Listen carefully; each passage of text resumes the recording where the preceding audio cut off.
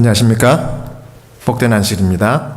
오늘 주의 전에 찾아오신 성도 여러분들을 주님의 이름으로 환영하며 진심으로 축복합니다. 오늘은 하나님께 간합되는 예배, 하나님께 간합되는 예배라는 제목으로 우리 하나님 말씀 증거하도록 하겠습니다. 요한복음 4장을 오늘 우리가 살펴보겠는데요. 여기에는 우물가의 여인, 사마리아 여인이 야곱의 우물에서 우리 예수님을 만난 이야기가 나옵니다. 유대인이셨던 예수님이 사마리아인이면서 달갑지 않은 과거가 있는 이 여인을 만나서 마실 물 좀 달라 이렇게 요청하는 이야기인데요.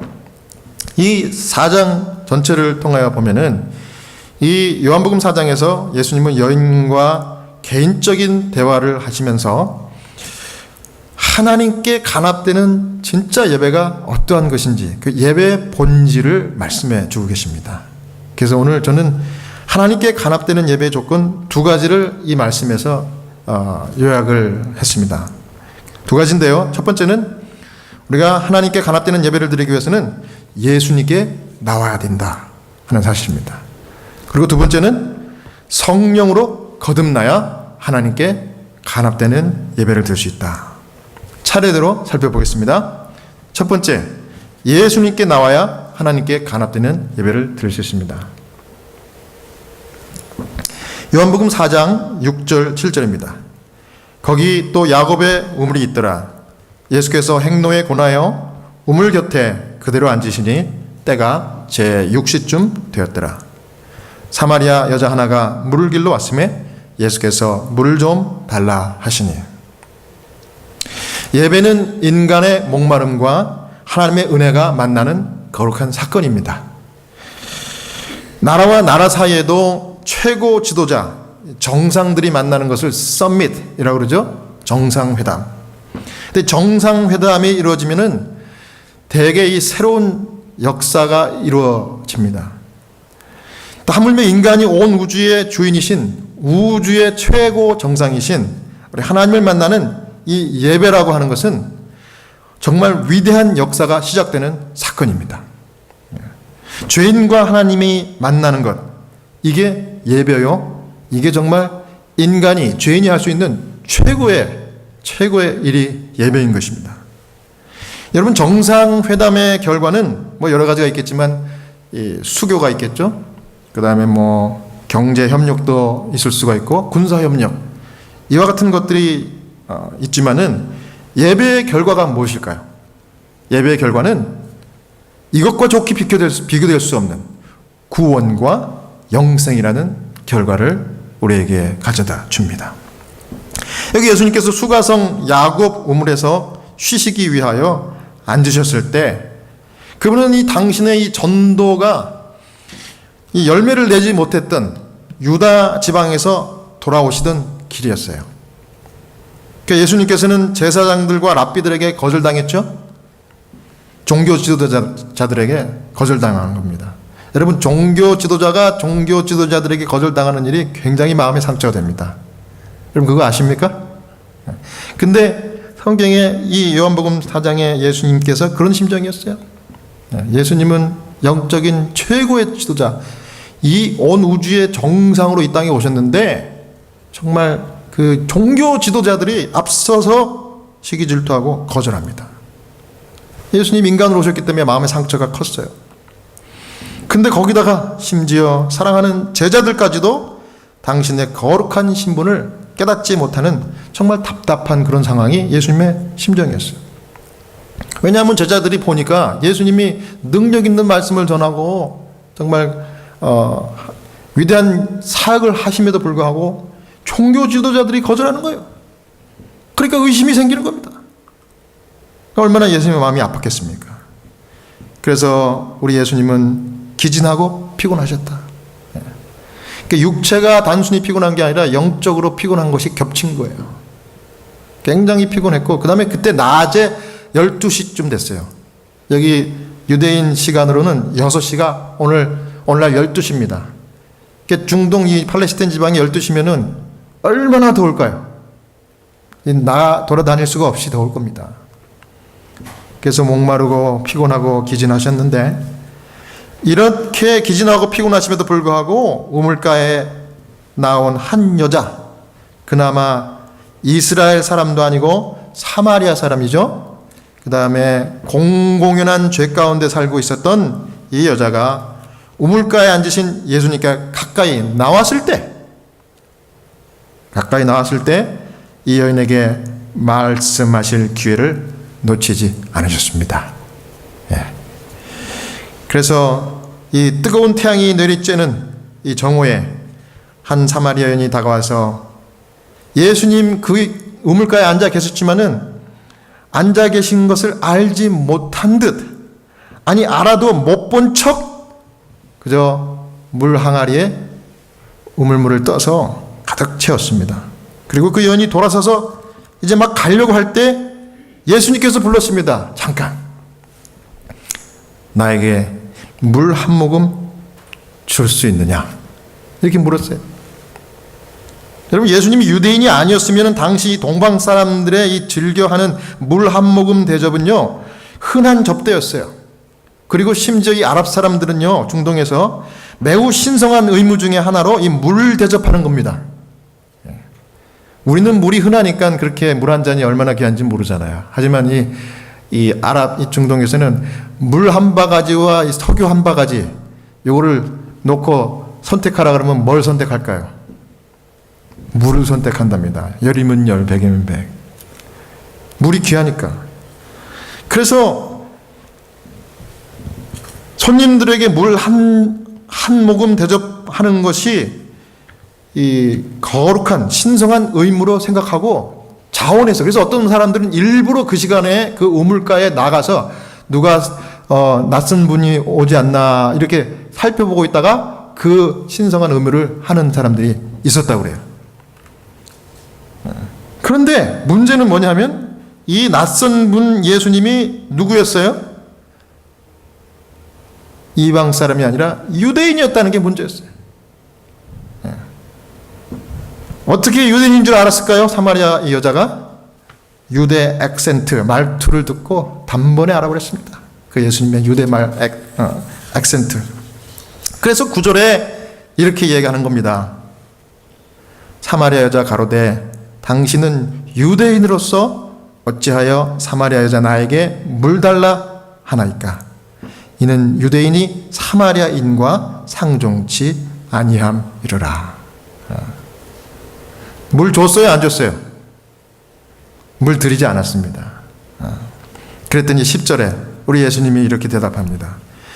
내가 만일 하나님의 선물과 또 내게 물 좀 달라 하는 이가 누구인 줄 알았다면 내가 그에게 구하였을 것이요 그가 생수를 내게 주었으리라.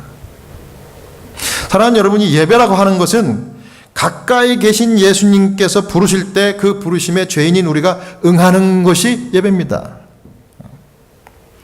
우리 사마리아 여인에게 예수님이 먼저 가신 거나 마찬가지예요. 이처럼 우리 주님은 예배자를 찾고 그들을 구원하고 감동을 주기 위하여 우리 가까이 늘 계시고 오십니다. 문제는 우리가 그분을 모른 척하고 못 본 척하는 것, 또 때로는 무시하는 것, 이것입니다. 그리고 예수님이 부르실 때 예 하고 순종하기보다는 왜. 자, 똑같은 단 한마디의 말인데 좀 틀리죠? 예, 이게 아니라 왜. 이 질문과 토다는 게 항상 문제예요. 우리 주님이 우리에게 믿음을 바라시고 요구할 때는 예 하면 되는데 왜, 이게 문제예요. 지금 사마리아 여인도 그렇게 반응한 것입니다. 왜 유대인인 당신이 사마리아 사람인 나에게 물 좀 달라 그렇게 하십니까? 그때 예수님은 내가 우물에서 물 한 모금 달라 이렇게 떠달라 하는 작은 요구를 너는 이상하게 여기는구나. 네가 만일 나에게 물 좀 달라 했다면 나는 너에게 영생의 물을 마시게 해주었을 것인데, 이렇게 대답을 했습니다. 여러분, 그렇습니다. 예배는 생명이신 하나님을 만나는 사건이에요. 이 자리에 오는 것이요, 단순히 그저 말씀 듣는 거 이거 아닙니다. 이 예배를 통해서 우리가 생명을 받는 거예요. 이 세상 이보다 더 거룩하고 중요한 일은 없습니다. 우리 너무 바쁘고 때로는 어리석기 때문에 이 예배가 그렇게 중요한지 잘 몰라요. 이것이 얼마나 중요한 것이고 이 예배의 결과는 영원까지 간다는 것을 우리가 정말 몰라요. 그것을 예수님께서 사마리아 여인에게 가르쳐 주시는 것입니다. 네가 지금 누구를 만나는지 모르고 있구나. 이런 기회를 통해서 네가 이 영생을 얻을 수 있다는 것을 왜 모르느냐, 이렇게 얘기한 것입니다. 여러분, 그래서 얼마나 중요한지 우리 하나님이 6일 동안 세상을 창조하시고 마지막 날 제7일을 어떻게 하셨습니까? 안식일이라고 따로 구별해 놓으시고 이날은 그냥 세상 없어도 모여서 예배드리고 창조주 하나님을 기억하라고 십계명에까지 기록해 주셨어요. 돌판에. 얼마나 중요했으면 말이죠. 여러분, 십계명 중에 10계명 중에 제일 길게 쓴 것도 몇째 계명입니까? 넷째 계명은 이렇게 길어요. 얼마나 중요하면.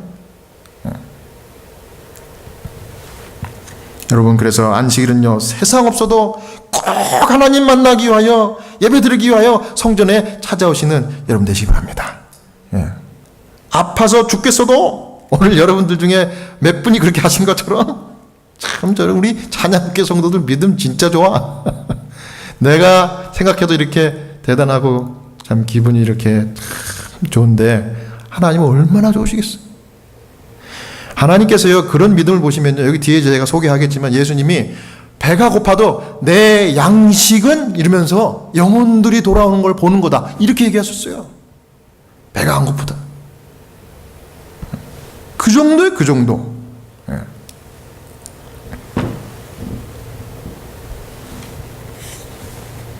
여러분, 이것은 생명과도 바꿀 수 없는 놀라운 축복임을 기억하시기 바랍니다. 구원과 연결되기 때문에 중요해요. 생명의 하나님, 창조자 하나님께 매 안식일마다 하나님께 나와 경배를 드리고 주님 찬양하는 그런 축복을 다 받으시기를 바랍니다. 그래서 11절에 이제 여자가 또 이렇게 얘기했습니다. 여자가 가로되 주여 물기를 그릇도 없고, 이게 무슨 말입니까? 지금 누구에게 물기를 그릇이 없다는 것을 지적하는 거예요? 자기에게가 아니고 당신에게. 당신 지금 물기를 그릇도 없고, 그 다음에 우물은 이렇게 깊은데 나는 그래도 이렇게 도레박처럼 이렇게 줄도 있고 한데 아무것도 없지 않냐고. 그런데 어떻게 나에게 생수 이걸 줄 수 있다고 그 이야기 하시는 것입니까? 이렇게 대받아 쳤어요. 여러분, 영생의 물을 준다는 말을 여자는 다 이해하지 못했어요. 못했지만 그 말에 엄숙한 뜻이 있다는 것은 느꼈어요. 그리고는 지금까지 그랬던 것처럼 경박하고 농담적인 태도를 바꿔서 다시 물은 것이 이 말입니다. 그러니까 조금 전에 당신이 유대인이면서 어떻게 사마리아 여자인 나에게 이 말을 합니까? 이런 요구를 합니까? 할 때는 정말 퉁명스럽게 이야기한 거예요. 그런데 주님이 네가 나를 모르는구나. 만약에 나를 알았다면 나에게 영생의 샘물을 얻었을 텐데, 이렇게 얘기했는데 그 예수님의 진지한 태도와 정말 거룩한 분위기가 이 사람에게 감동이 온 거예요. 그래서 태도를 바꿨어요. 경박하게 얘기했던 그 퉁명스럽던 말을 바꾸고 주님, 그러면서 이 여자가 서서히 마음의 문을 여는 것입니다. 그랬더니 예수님께서 이제 그 여자가 이제 뒤에 더 이야기하죠. 우리는 조상 야곱이 판 이 우물을 마시고 우리가 키우고 있는 가축들도 지금까지 마시고 있는데, 그럼 당신이 우리가 존경하는 조상 야곱보다 더 크신 분입니까? 이렇게 물었어요. 그때 13절에 예수님께서 대답하여 가라사대 이 물을 먹는 자마다 다시 목마르려니와. 14절 내가 주는 물을 먹는 자는 영원히 목마르지 아니하리니 나의 주는 물은 그 속에 영생하도록 솟아나는 샘물이 되리라. 이런 얘기를 한 거예요. 여러분, 이 세상의 우물에서 우리가 갈증을 풀 수 없습니다. 순간적인 해갈은 되겠지만 다시 목마를 수밖에 없어요. 도처에서 사람들은 만족을 얻지 못해요. 왜냐하면 인간은 그 영혼 깊은 곳에 그 영혼을 사모하는 그 마음이 있기 때문에 그것을 충족하지 못하는 이 세상의 어떤 것도 우리에게는 행복을 가져다 줄 수 없는 거예요. 그런 존재예요. 여러분, 그래서 영혼의 필요는 오직 한 분, 만국의 소망이신 그리스도일 뿐입니다. 여기 시대의 소망에 귀한 코테이션이 있어서 정리를 했습니다. 그분만이 나눠주실 수 있는 하늘의 은혜는 생수 같아서 영혼을 순결하게 하고 소생시키며 활력을 준다. 그리스도께서 그 안에 거하시는 자는 그 속에 축복의 샘, 곧 영생하도록 솟아나는 샘물을 가진 것이다. 그 사람은 이 근원에서 자신의 모든 필요를 충족시킬 수 있는 능력과 은혜를 길어 올릴 수 있을 것이다. 네. 여러분, 이 여자는 생명수에 대하여 말씀하는 예수님께 이제 마음이 끌렸어요. 흥미가 생겼습니다. 그리고 예수님 말씀하는 것이 야곱의 우물, 이것을 가리키는 것이 아니라는 것을 깨달았고요. 15절에 여자가 이렇게 얘기합니다. 주여, 이런 물을 내게도 주사 목마르지도 않고 또 여기 물길로 오지도 않게 하옵소서. 이제 예수님께 오히려 요청하는 겁니다. 그런데 예수님이 갑자기 대화의 주제를 바꿔요. 16절에 가라사대 가서 너는 내 남편을 불러오라. 아니, 예수님이 갑자기 뜬금없이 잘 따라오고 있는 이 영적으로 따라오는 사마리아 여자에게 대뜸 하시는 말씀이 가서 내 남편 불러와라 이래요. 왜 그랬을까요? 중요한 메시지가 여기 있는 겁니다. 여러분, 우리가 하나님께 예배드리고 주님께 경배하기 위해서는 우리 예수님께 나와서 우리가 죄인이란 사실을 깨달아야 되는 거예요. 그리고 내 부족을 인정하고 우리 주님을 영접하는 거예요. 이게 필수 조건이에요. 우리가 왜 이 자리에 나왔습니까? 우리가 부족한 죄인이기 때문에 나온 거예요. 우리가 하나님의 생명이 필요하기 때문에 나온 거예요. 근데 우리가 가진 것이 있고 부족한 것이 없으면 이 자리에 나올 수가 없어요. 나온다 할지라도 몸만 나온 거지 주님이 우리의 마음을 받을 수가 없는 거예요. 그래서 대뜸 뜬금없는 일 같지만 주님께서는 남편 불러오라 그러면서 이 사마리아 여인의 숨겨왔던 죄를 지적하는 것입니다. 그래서 주님이 그렇게 얘기한 거예요.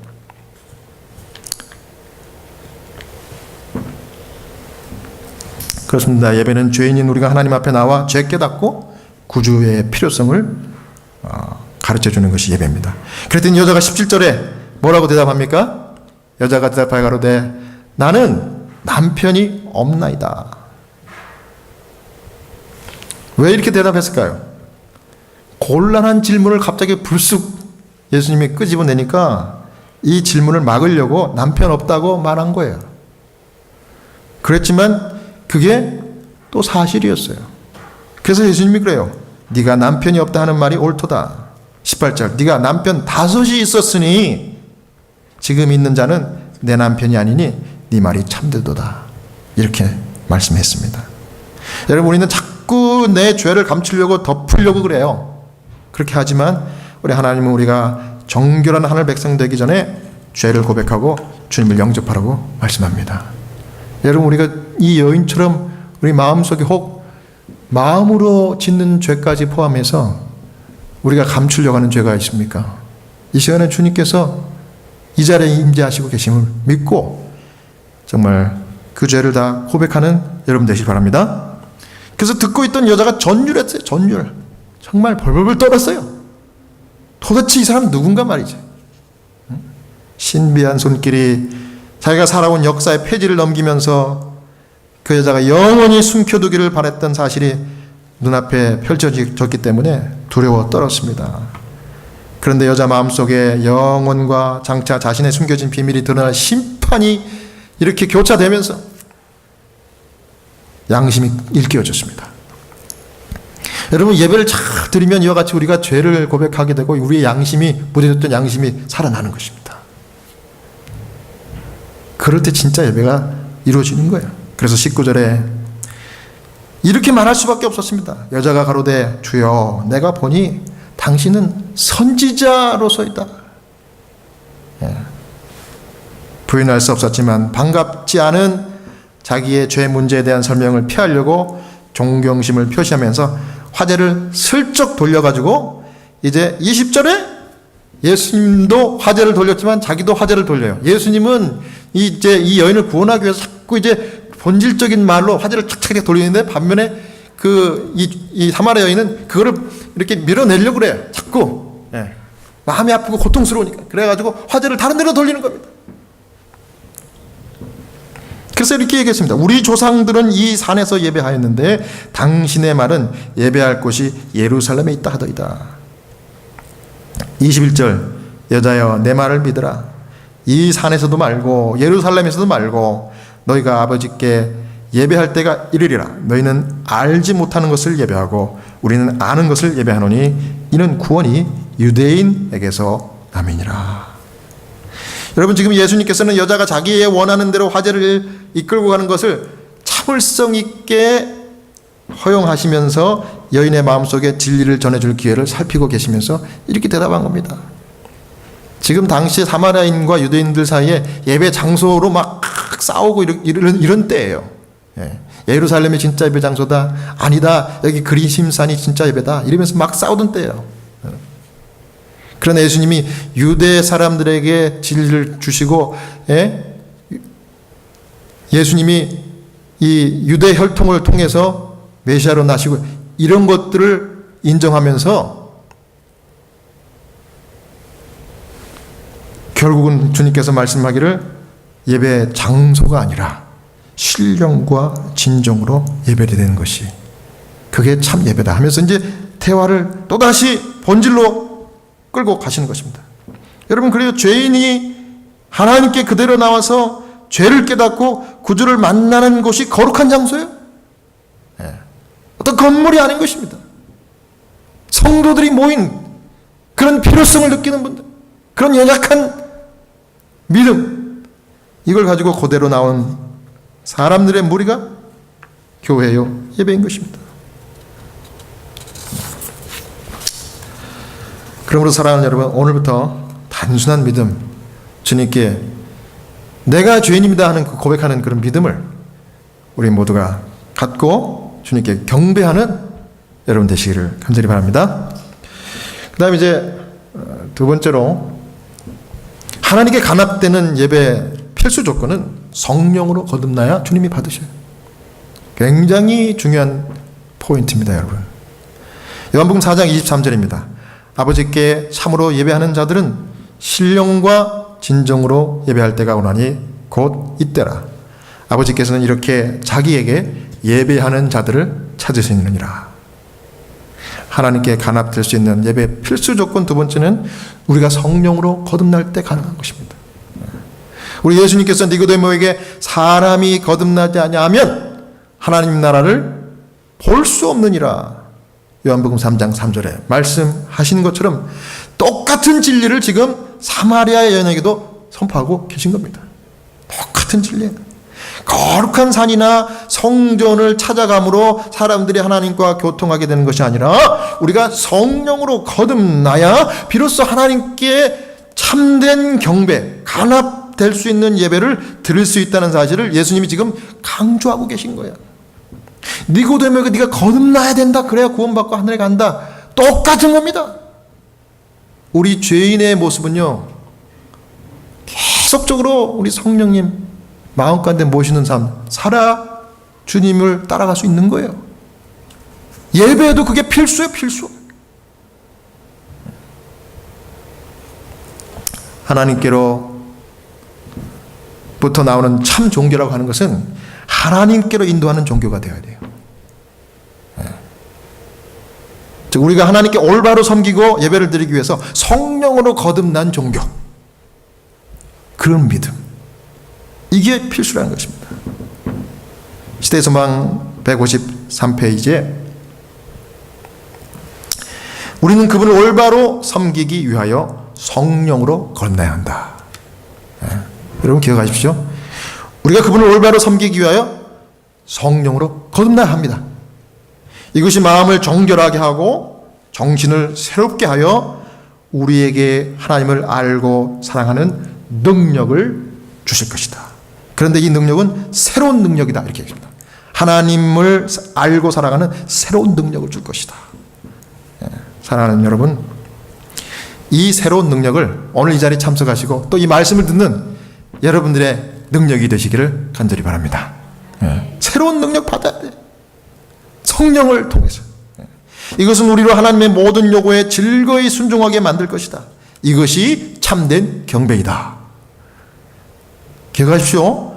우리가 새로운 능력을 하나님께 받으면 하나님을 알 수 있는 능력이 되고 하나님을 사랑하는 능력을 받는 거예요. 그 능력 받고 그런 상태에 우리가 되면은 우리가 하나님의 모든 요구에 즐거이 순종하는 우리 삶 자체가 예배가 되는 거예요. 그런 분들이 모인 자리에 예배는 얼마나 감동이 있겠습니까? 저는 우리 찬양교회 성도들이 그렇게 되는 그런 믿음을 가지고 기도하고 있습니다, 여러분.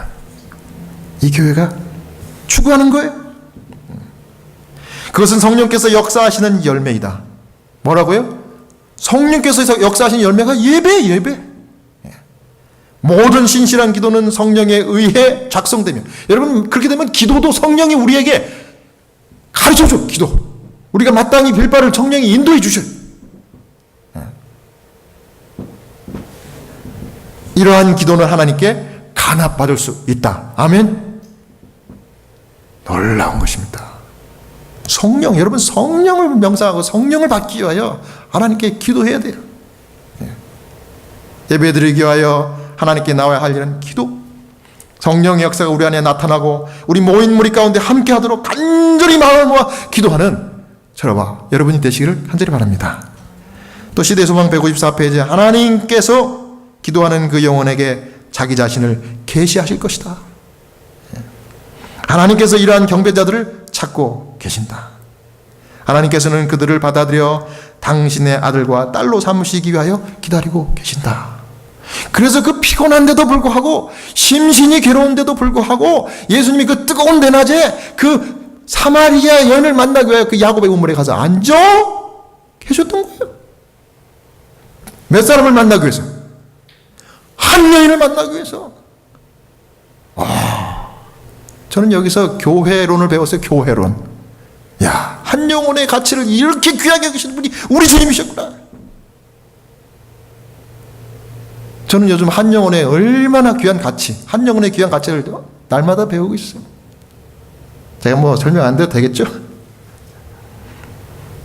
그러니까 제가 오랫동안 아파서 못 나온 분 딱 나오면은 미친 듯이 좋아하죠, 제가. 얼마나 귀한. 우리 자녀들도요, 교회에서 만나면 더 기뻐, 더 기뻐. 우리 자녀들이 다 성장해가지고 지금 다 독립해서 살고 있는데 이렇게 한 번씩 우리 교회 나오면 너무 좋은 거야, 너무. 왜? 나를 만나는 것뿐만 아니라 누구를 만나러 왔기 때문에. 생명의 주님을 만나러 왔기 때문에. 그런 자들을 찾고 계신데, 기다리고 계신데. 이 여인은 예수님과 이야기하면서 그분의 말씀에 감동을 받았습니다. 그 전에 자기 백성의 제사장들이나 또 심지어 유대인에게서 이런 능력의 말씀을 한 번도 들어본 적이 없어요. 자기 과거가 자기 앞에 펼쳐졌을 때 여자는 큰 부족함을 깨달았습니다. 그 여자는 수가샘물로 결단코 만족할 수 없는 영혼의 갈증이라는 것을 깨달았습니다. 예수님 만나고 나서. 여러분 예배를 진정으로 드리고 하면은 예수님 만나기 때문에 내 영혼이 갈증이 생겨. 그래서 주님 더 생수를 주십시오. 이런 고백을 하게 된다는 거예요. 그래서 주님이 이 생수를 주면은 한 번 먹고 끝나는 것이 아니라 주님이 계속 주는 무엇이 되게 한다고요? 펑펑 쏟아나는 샘물이 되게, 샘물. 주님이 기가 막힌 구원의 원리를 여기 설명하고 계시는 거예요. 여러분 보십시오. 영혼의 갈증을 깨달았고 비록 자기의 부끄러운 과거의 비밀이 폭로됐지만은 이 영혼을 소생시켜주는 은혜의 말씀을 하시는 예수님에게서 이 여자는 자기를 불쌍히 여기고 사랑해 주시는 친구라는 느낌을 받았습니다. 여러분 대화를 끝까지 잘하려면 관계를 쌓아야 돼. 대화 중에. 그런데 한순간이라도 관계를 깨트리는 말을 하거나 표정까지도 사람은 표정에서도 다 느껴요. 그 사람을 배척한다든지 그 사람을 미워한다든지 그 사람을 정죄하는 그 느낌을 주면 대화가 단절돼요. 저는 호스피스 환자를 케어하면서 그런 거 얼마나 많이 경험하는지 몰라요. 잘 대화하다가 한마디 잘못하잖아요? 그러면 아유 나 지금 화장실 가야 돼. 다음에 또 와. 이러면 그 사람은 정중하게 날 거절하는 겁니다. 다음에 가잖아요? 만나주지도 않아요. 그래서 대화를 잘 해야 돼. 표정까지. 그런데 이 여자가 자기 죄까지도 들춰내는 이 예수님이 자기를 사랑하는 친구로 대하는 걸로 느꼈대. 여러분 그런 예수님 우리 주님인 것을 감사합니까? 너무 섬세하신 거죠. 25절 여자가 가로되 메시아 곧 그리스도 하는 이가 오실 줄을 내가 아노니 그가 오시면 모든 것을 우리에게 고하시리다. 드디어 선지자를 넘어서 메시아라고 이야기합니다. 메시아가 오면 다 해결될 걸로 난 믿습니다. 그랬더니 예수님이 딱 집어서 뭐라고 그래요? 26절에 예수께서 이르시되 내게 말하는 내가 그로라. 예수님 이 사마리아 여인을 만나서 바로 이 말을 해주기 위해서 지금까지 기다리셨던 거예요. 이 말씀을 듣고 여인의 마음속에는 믿음이 솟아올랐다. 시대소망 그렇게 얘기했습니다. 여자는 하늘에서 오신 교사의 입에서 나오는 놀라운 선언을 받아들였다. 아멘입니까?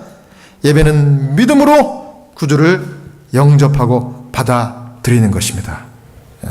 예배 중에 성령께서 강력하게 역사하실 때 저와 여러분의 마음이 감동을 받고 믿음이 생겨 거듭나게 되는 영혼의 갈증을 끊임없이 느껴 주님을 날마다 찾고 생수의 그러니신 샘물을 주님 주십시오. 이렇게 기도하는 저와 여러분이 되시를 간절히 바라면서 오늘 말씀을 마치겠습니다.